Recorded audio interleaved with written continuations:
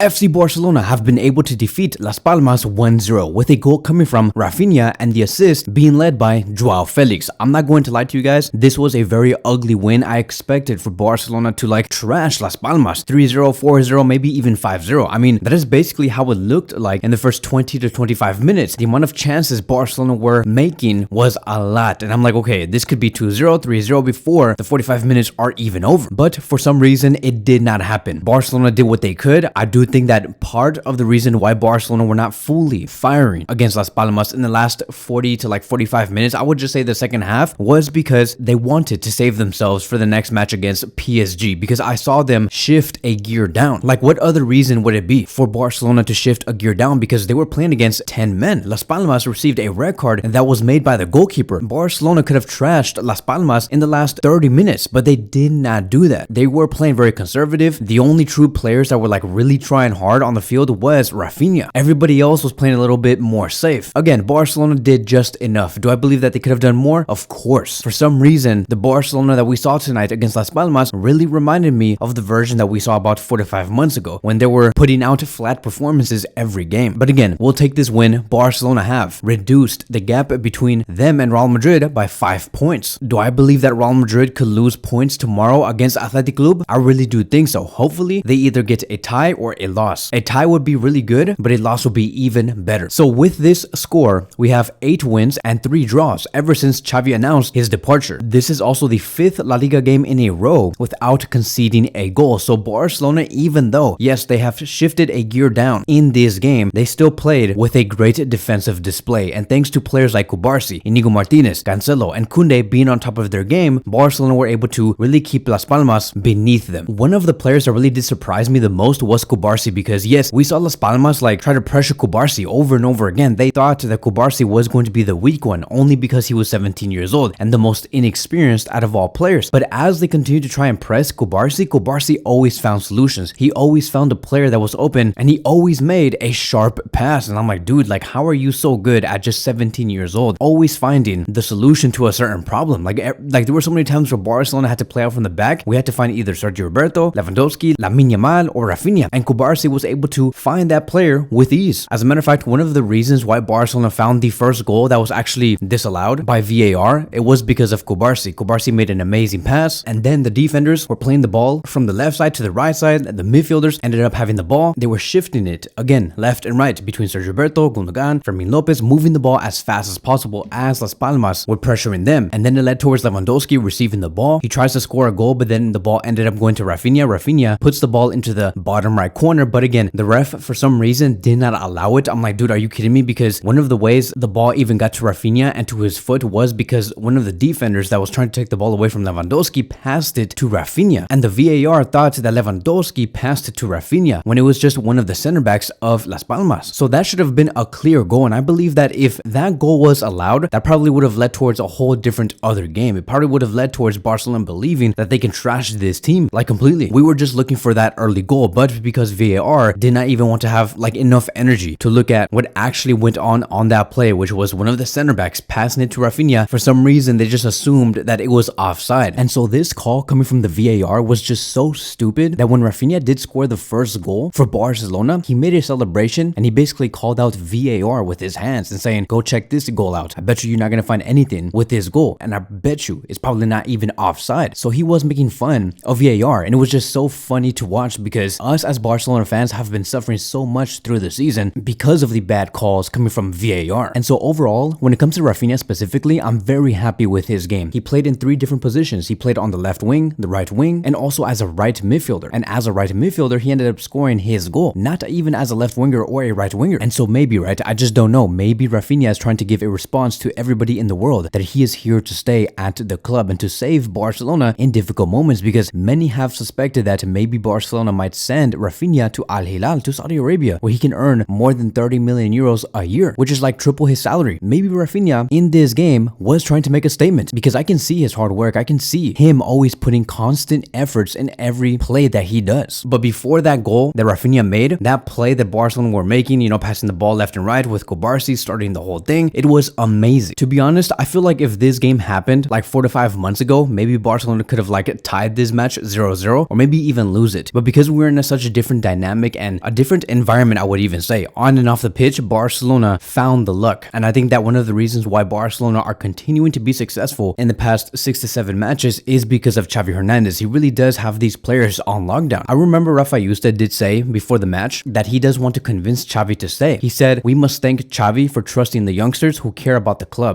I as far as I can, and I myself will try to convince him to continue. I hope he stays because we are talking about a project for the long term, not just 1 to 2 seasons, but it is his decision." So you can see that the club and everybody within the sporting department, even with Raphinha, Joan Laporta, they want Xavi to stay because they know that even when Barcelona play bad, like what we saw against Las Palmas, we can still win 3 points. And that is why they want to keep Xavi and keep him for the long term and keep him for maybe 6 to 7 more years after this season is over. Like, yes, did we lower our level against Las Palmas? Yes, we did, but it was still enough. No players got injured. Every player showcased their talents. We were playing with high intensity. Yes, we did get very unlucky. These games are going to come, but the 3 points have been won. So unfortunately, right, because this game was a little ugly, because Las Palmas wanted to play a little dirty, that also did not allow for Barcelona to play their best game, a lot of players are going to be missing in the next La Liga match, because remember, our next match will be against PSG, and then we will play against Cádiz. But on that game against Cádiz, we're not going to be having Lewandowski, not Cancelo, and not even Inigo Martinez. Hopefully, by the time we do get into the match against Cádiz, we can safely say that,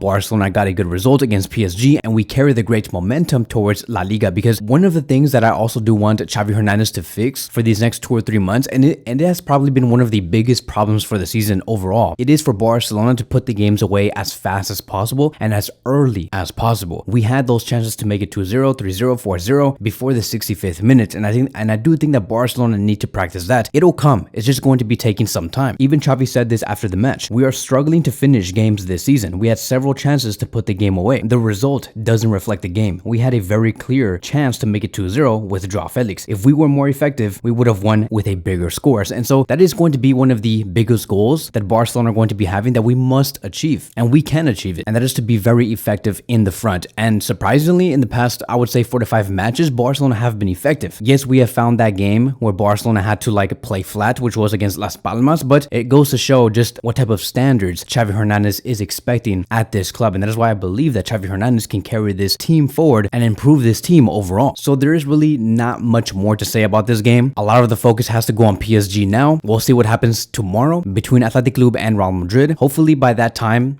when the game is over, Barcelona can have the 5-point gap between them and also Real Madrid. That is going to be wrapping up today's video. Thank you guys so much for watching, and I will see you guys in the next one.